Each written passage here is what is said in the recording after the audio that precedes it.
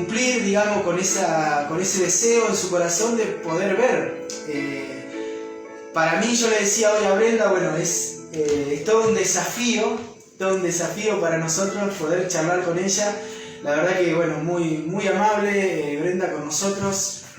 Por ahí algunas preguntas, así que le voy a pedir a Marta si me puede pasar el papel. Ahí tengo las preguntas. Así que bueno, ya para poder empezar la entrevista. Así que bueno, gente, que ustedes puedan disfrutar este tiempo con nosotros. Esto es Historia de Vida. Y bueno, aprovecho a saludar a Juan Pedro Cés, que ahí lo veo que está compartiendo, Juan. Así que bueno, gracias Juan por estar ahí compartiendo también la entrevista. Así que bueno, le voy a pedir a Mati que vaya filmando. Así que bueno, agradecer a Dios por este tiempo. Bueno, en este caso vamos a ya pasar a presentar a Brenda. Bueno, Brenda, Dios te bendiga. Gracias por darnos esta oportunidad de poder conocer tu historia. Gracias Fer, gracias a todo el equipo de la radio. Muchas gracias por el espacio y por la nota. También obviamente agradecido a Dios por a través de Benja y Cecia poder conectarnos entre nosotros y que esto se siga difundiendo. Ahí está Brenda. Bueno, para nosotros es un poco aprendiendo a conocer este mundo en el cual vos vivís, que, bueno, tuviste, me comentabas, naciste, digamos, prematura, y contanos un poquito cómo empezó todo, cómo es que, bueno, hoy estás, digamos, con esta incapacidad de la ceguera. Contanos un poquito cómo empezó. Bueno, en realidad todos los chicos que nacen de parto prematuro, como el último sentido que se desarrolla es la vista, tienen como posibilidad, digamos, de tener algún problema visual. Ahora, depende del contexto, igual depende del lugar en donde vos hayas nacido, no debería ser así, pero a los bebés apenas nacen se les hacen estudios, eso antes de los 20 días se opera y se puede revertir, pero ya te digo, depende del contexto. En el norte de Argentina esto no pasa y sigue pasando, o sea, a ver, cuando yo nací esto no se podía evitar, ahora sí, pero bueno, depende mucho de dónde estés, digamos. Cuando tenía unos meses, mi hermano mayor es el primero que se da cuenta. En casa, bueno, no le hacen caso porque, a ver, no es algo que alguien espera para su hijo o su hija. Y después estuve internada con neumonía y mi mamá me empieza a comparar, digamos, con los otros nenes. Y ve, bueno, que siguen la mirada, que siguen los juguetes. Entonces, bueno, ahí se da cuenta, empiezan a comentar que algo pasa, y antes del año yo ya estaba con estimulación de lo que era la escuela de ciegos, y bueno, también se hizo un diagnóstico en Buenos Aires para confirmarlo y todo eso. O sea, nunca viste nada, nunca viste, digamos, no. Como que siempre, bueno, por eso decimos que es otro mundo en el cual hay muchas preguntas que por ahí nos gustaría ir sabiendo, algunos que quieren ir preguntando, decirles algunas palabras también a Brenda. Va a estar bueno que podamos intercambiar algunas palabritas ahí con los que se van conectando. Bueno, preguntarte la primera pregunta: ¿cómo es tu rutina diaria sin poder ver? ¿Cómo es tu día diario? Bueno, ahora con el tema de la pandemia, viste, por ahí un poco los horarios medios desorganizados, pero bueno, estoy cursando, así que bueno, en la mañana trato de... Yo a la mañana rindo mucho, viste, yo intento que me rinda en el sentido de levantarme, estudiar, tipo salir a caminar, así que vamos con mi mamá, y bueno, todas las cosas, ¿no?, que uno tiene que hacer. A la siesta más o menos lo mismo, y nada, después de las 6 ya no funciona, ya intento tener libre, pero bueno, si tengo algún compromiso, obviamente que no lo cumplo.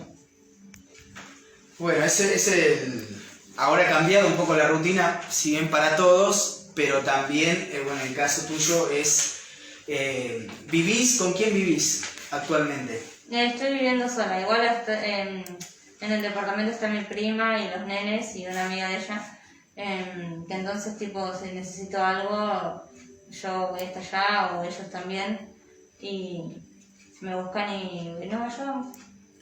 ¿Cuáles son los obstáculos en tu vida, por ejemplo, con el tema,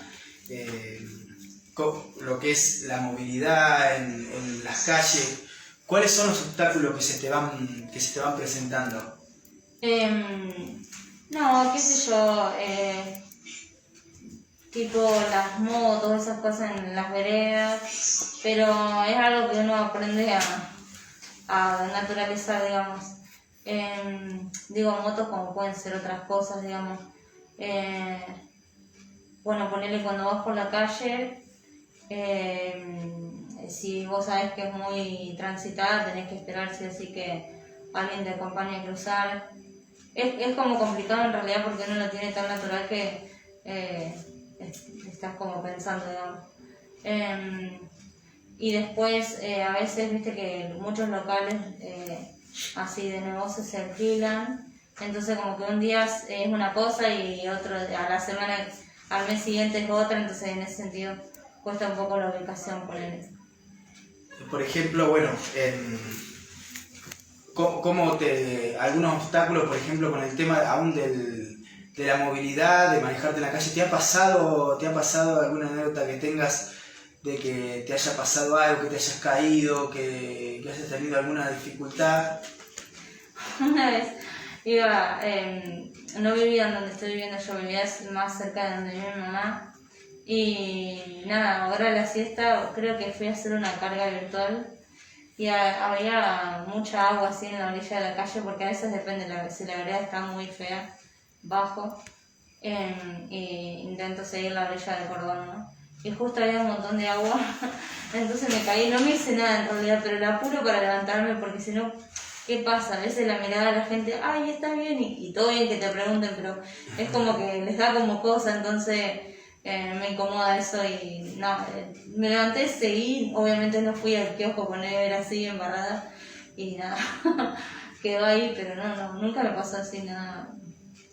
Los obstáculos. Con el tema, por ejemplo, porque si bien bueno, son muchos los obstáculos, ¿no?, que se te van presentando, con el tema, por ejemplo, de encontrar un trabajo, si has trabajado, si has tenido la posibilidad de entrar en alguna empresa o trabajar.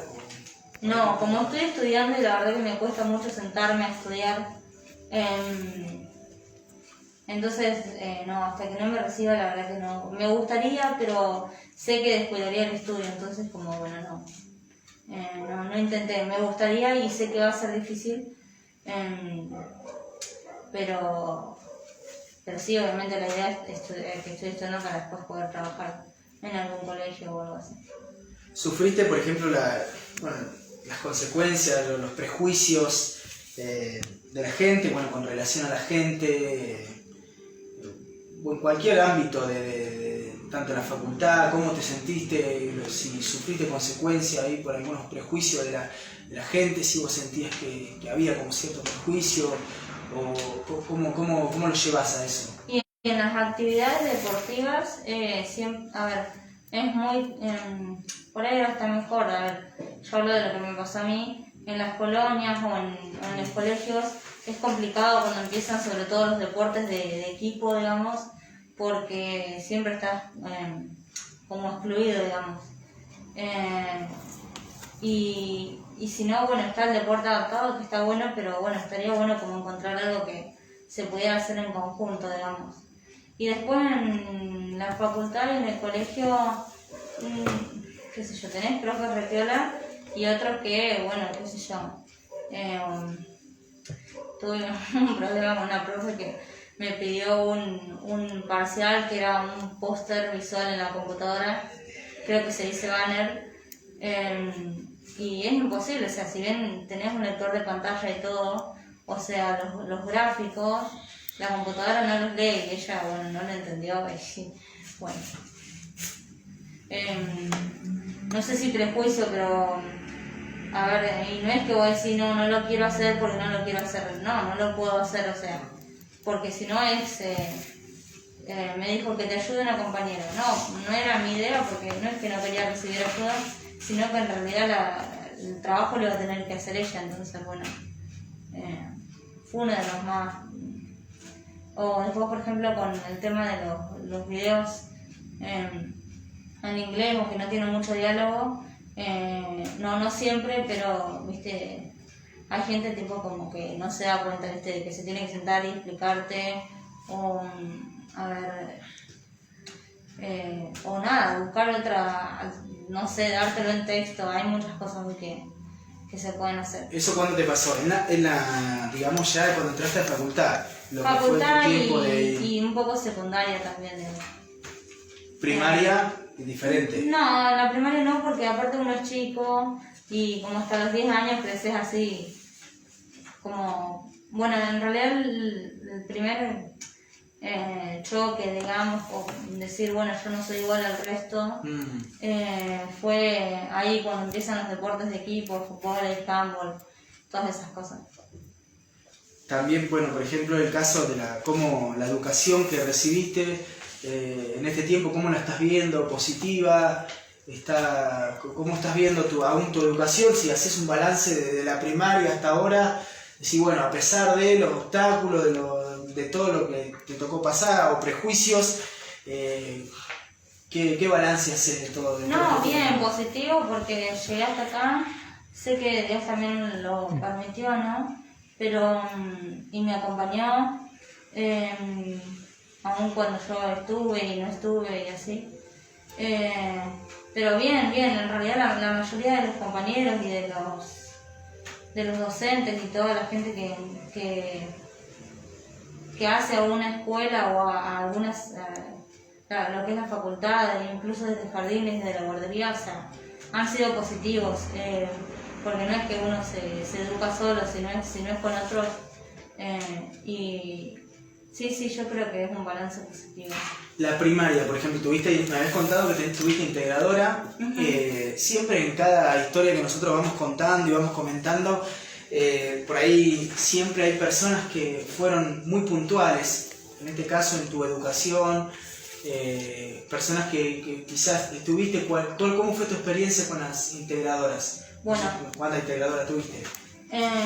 Desde jardín hasta sexto, menos un primer grado, tuve una integradora a la que tengo el mejor de los recuerdos, y no era la profe que te consentía todo, pero justamente me enseñó por eso, porque en realidad qué pasa también cuando a algún estudiante con una discapacidad está en un colegio, a veces se le permiten cosas y bueno, me olvidé y no la retamos porque bueno, por la discapacidad. Y no, ella siempre me marcó que yo tenía que ser igual de responsable que mis compañeros. De esa integradora tengo el mejor de los recuerdos. Después cuando fui a la secundaria, también tuve otras, pero no recuerdo los años, pero en realidad es como que la idea es que, por ejemplo, en el jardín está todo el tiempo la maestra, ahora se llama de apoyo a la inclusión, y también depende de la discapacidad, ¿no? En este caso estaba todo el tiempo, pero la idea es que cuando ya uno crece pueda tener la mayor autonomía posible y que los profes vayan hablando con vos o ellos con los profes, digamos. Ellos estaban solamente para hacer las adaptaciones en el material y eso. Yo no las veía casi, ya en el último año del colegio las veía una vez a la semana o cada 15 días. Salíamos un ratito del aula, me preguntaban si necesitaba algo, me daban algún material y ya está. Pero bueno, ahí en el medio obviamente hay un proceso. Está bueno. Yo creo que por ahí, bueno, es un poco algunas de las preguntas que cada vez vamos a ir entrando un poquito a lo que yo creo que cada historia nosotros queremos darle un enfoque un poquito más acerca de cómo Dios va interviniendo o irrumpiendo en tu vida. Obviamente en estos casos, al haber nacido quizás hay personas que le tocó por un accidente o por algo perder la visión, pero en tu corazón, si aún en tu niñez, tu adolescencia, sufriste sufriste el bullying o la burla o que sentías que eras diferente cuando eras niña, cuando eras adolescente? Contanos un poquito de... Mira, la etapa más complicada fue cuando iba al colegio de 3, que lo hice en Santa Inés, que los profes y los celadores y el grupo en general del colegio de adultos eran súper humanos, pero la relación con mis compañeros fue complicada. Sin embargo, de ahí saqué 4 amigos que son excepciones, digamos, a la regla, pero no, en realidad nunca sufrí ninguna situación de violencia, nada, sino que era como indiferencia. Hasta que, fue así. Me hago amiga de una chica en 7º, repite, entonces no tenía como con quién juntarme, digamos. Y después, bueno, entran estos 3 amigos y, o sea, no es que eran nuevos, sino que nada, como, bueno, no sé cómo decirte, te empiezan a notar o algo así. En realidad, el primero que se acerca es Julián. La profe de lengua le gustaba que nos conociéramos un poco más entre todos, y entonces lo que hacía, que aunque sea en sus horas, hacía un sorteo y bueno, en su hora tenías que estar con el que te tocara, ¿no? En una de esas me tocó sentarme con Juli y ahí empezamos a conocer y a charlar y a ser amigos. Y bueno, después Juli tenía otros 2 amigos más, entonces bueno, ahí como cambié un poco, pero pensé en cambiarme de colegio y todo, fue complicado. ¿Eso fue en tu adolescencia? Sí. Tu adolescencia. Después nada, con el cambio de colegio fue diferente. Pero nada, qué sé yo, yo ni estoy enojada ni nada, es como, bueno, lo hacen porque son adolescentes y son así, o sea. Bueno, una parte que, bueno, acá creo que ya empezamos un poquito más con las preguntas, un poquito más ya profunda, de entrar a por eso yo creo que uno va conociendo, que nosotros, los que tienen la posibilidad de ver, desconocen, y que los que están conectados pueden ver a Brenda bien, que ha pasado varios obstáculos, porque si los que estudian hacen un esfuerzo, ella tiene que hacer obviamente el esfuerzo doble, ¿no? Para poder estudiar, para poder integrarse, para poder... Y bueno, hoy tenés amigos, hoy te tocan amigos, sí. Gente, ¿qué rol cumplen tus amigos hoy en tu vida? Y son re importantes, o sea, también junto con la familia es como que los que, bueno, si estás mal o si ves que las cosas no te salen, y bueno, va a estar todo mejor y qué sé yo, ahora con esto del viaje, o sea, es como, bueno, te ayudo y no les importa lo que tengan que hacer y están ahí, y sí, es muy significativo. Como hablo mucho, tengo amigos de todos lados, entonces, bien, sí, cumplen un rol importante. Bueno, una de las, por ahí, preguntas que bueno, hoy justamente te decía, bueno, es justo la pregunta que pusimos en el Facebook. ¿Ven los ciegos? ¿Cómo sueñan las personas que están ciegas? Es una pregunta que averiguamos y creo que hemos llegado por ahí a la conclusión que es la pregunta que varios se hacen, ya que bueno, el tema de los sueños es lo que uno va reservando en la memoria, imágenes que uno va viendo, después termina soñando con algo que ha visto durante el día. Y bueno, ahora la pregunta es esa, ¿no? ¿Cómo un ciego, una persona que no ve el mundo exterior, cómo hace para... ¿Cómo son los sueños de un ciego? Bueno, es diferente en el caso de la persona que ha visto y la persona que no, porque la persona que ha visto, si bien ponerle no puede estar capaz, ponerle yo hubiera visto y no hubiera visto nunca esta silla, pero tenés la imagen, digamos, en la mente. En realidad, si es en relación, por ejemplo, a personas, hoy, viste, yo te contaba en el audio, a ver, si yo que soy de alzar a los nenes chiquititos, a ellos como que puedo percibir una figura como completa. y ponele que yo soñara no sé, cuando los dos me trajo, creo que era Matías. Sí. Capaz solo sé que es Matías porque, no sé, tipo estoy charlando con él y porque por la campera que tenía puesta, que creo que es de algodón. Eso es lo que yo recuerdo, ¿no? Y que tenía una altura un poco más alta que yo. Esas cosas, digamos, son muy como distorsionadas, digamos, en cuanto a imágenes. Pero... Sueños, digamos, con bueno, tacto, sonido, las voces, ¿cómo son los sueños? Que es eso, digamos, el sueño. Es como vos decías hoy, es hasta difícil de explicarlo porque nosotros, por ahí el que tiene la posibilidad de ver, obviamente es diferente a lo que ustedes pueden llegar a soñar. Claro. Y es hasta difícil de poder explicarlo también. Pero bueno, son preguntas que uno se hace cuando la Biblia, por ejemplo, habla de los sueños. La palabra sueños en hebreo, aún bíblicamente, es descansar, ¿no? Uh-huh. Y uno generalmente siempre relaciona los sueños con bueno, me acuesto a dormir y sueño. Pero en realidad, todas las cosas que están guardadas en nuestro corazón, y que están ahí reservadas en nuestro corazón, y que uno desea algo, la Biblia eso lo llama como un sueño. Aún Dios va poniendo sueños en nuestro corazón, y en este caso creo que hay un sueño que creo que Dios quizás lo ha puesto en tu corazón, de poder ver, ¿no? Y hoy estás ahí cerca de poder concretar ese sueño, como quien dice. Sí. Hay algo que, para volver a esto, ¿no? Hay un pasaje de la Biblia que dice que los jóvenes soñarán sueños, y aún dice que los ancianos también van a ver visiones. Entonces como que es increíble cómo Dios va bien, conoce tu futuro y sabe tu futuro, y va poniendo muchas cosas en tu corazón. Y en este caso creo que, Brenda, estás por concretar ese sueño, ¿no? Que tenés en tu corazón. En realidad fue primero un sueño de mi familia, sobre todo de mis padres, desde siempre. Yo como que veía que pasaban los años, cuando era chica, ¿no?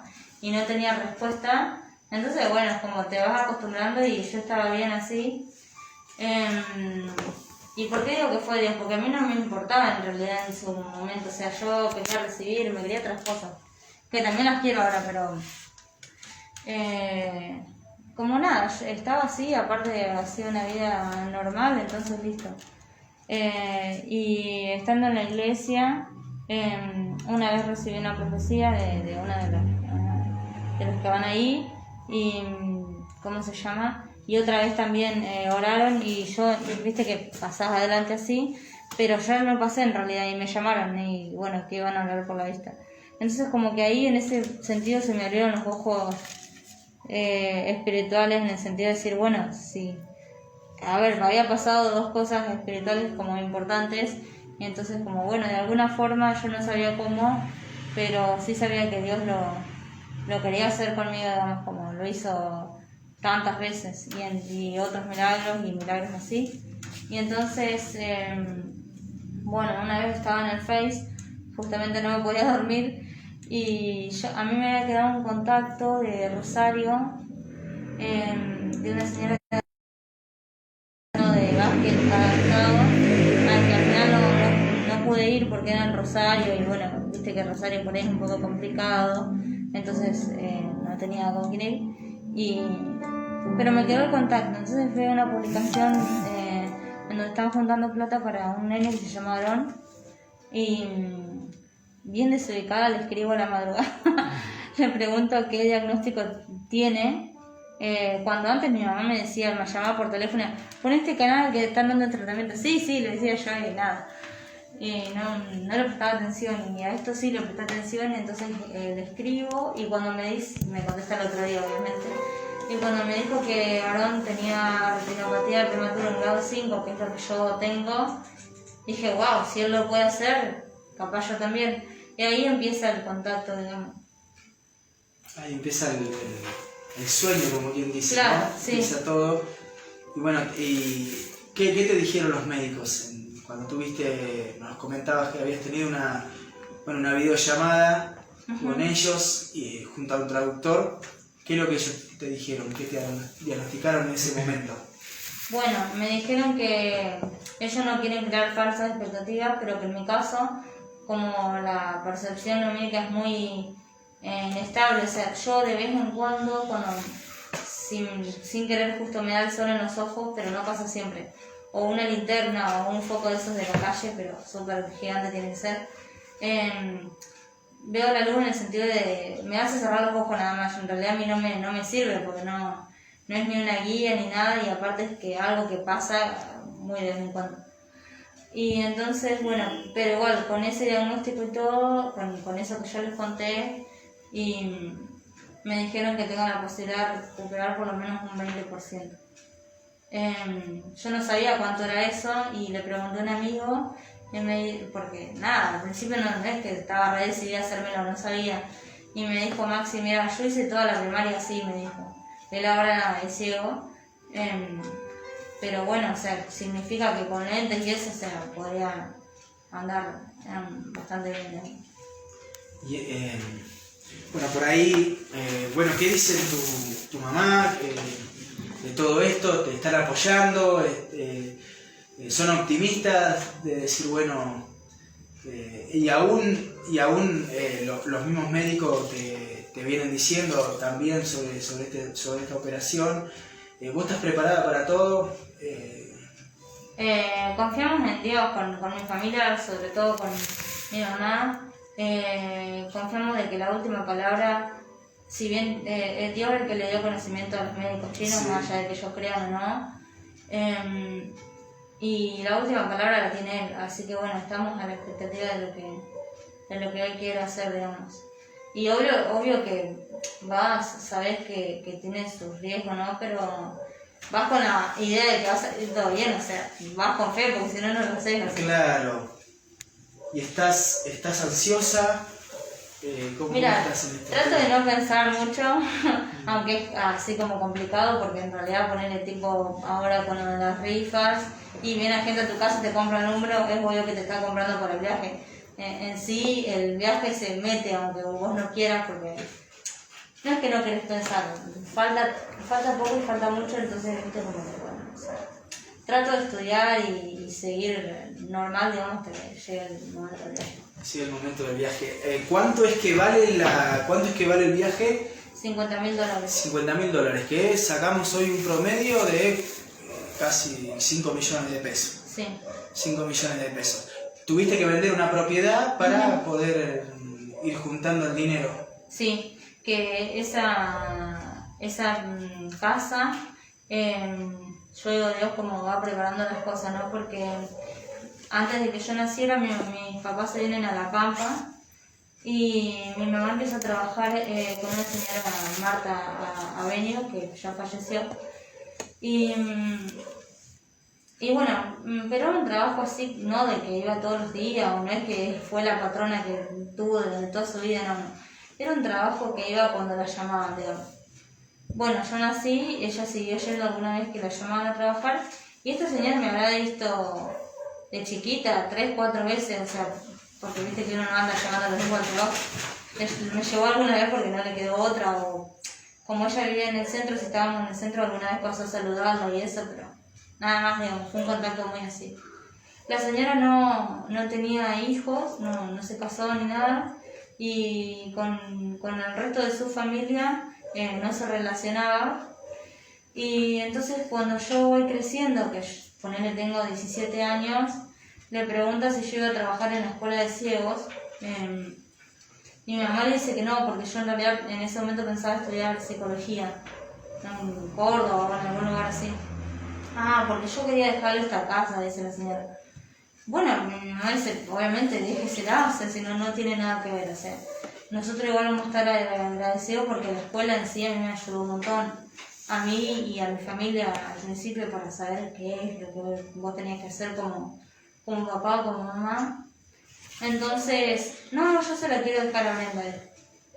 Bueno, nosotros nada, y bueno, y después empezó a hacer papeles y iba posta, digamos, la cosa, digamos.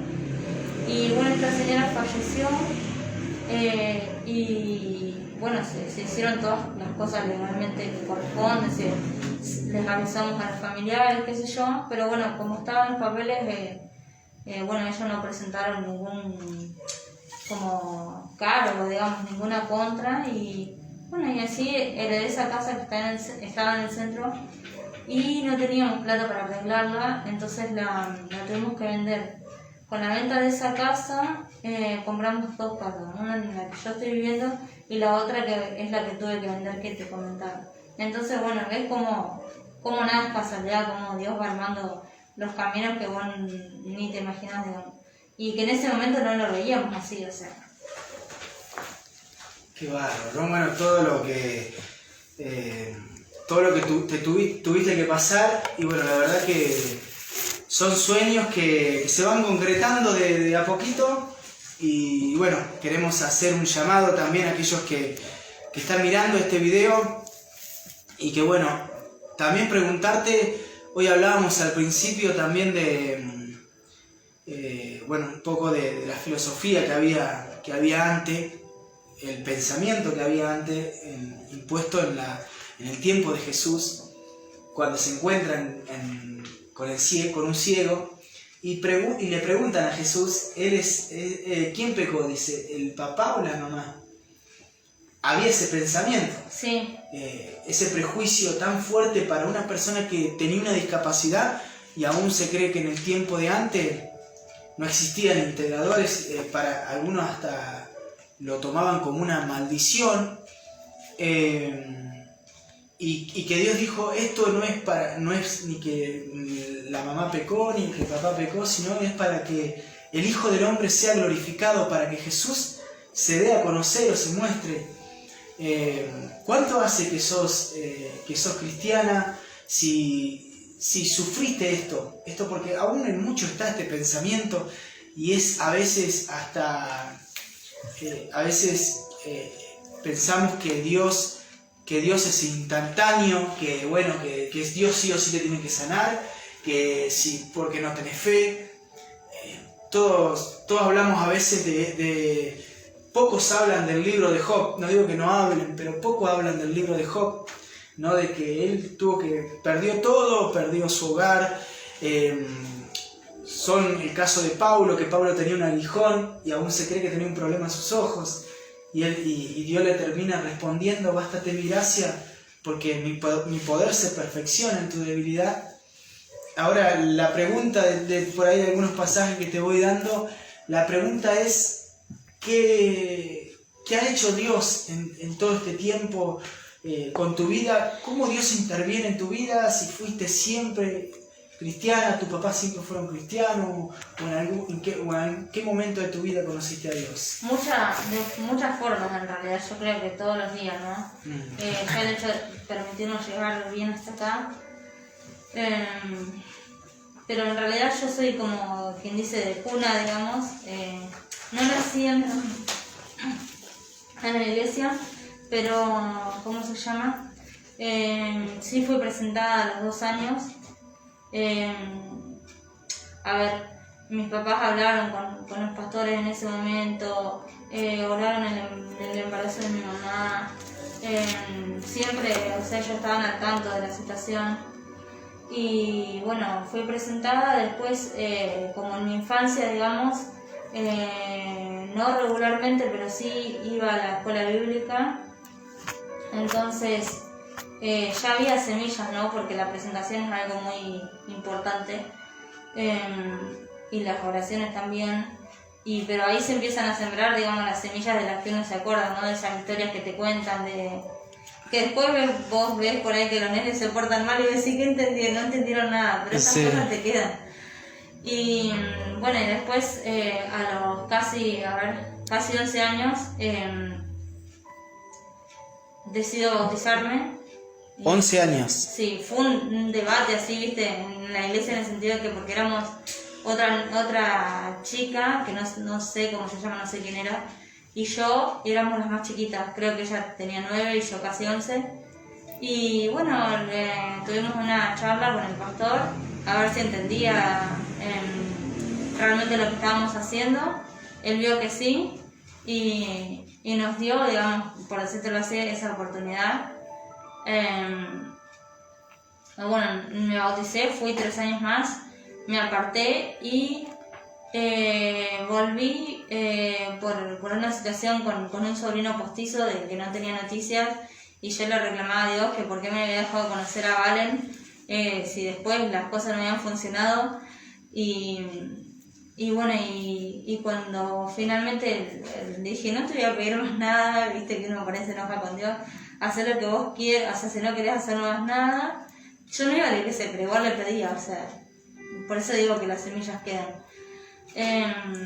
Yo nunca dudé de que existiera. Y entonces, bueno, a fin de año me escribe la mamá de Valen, de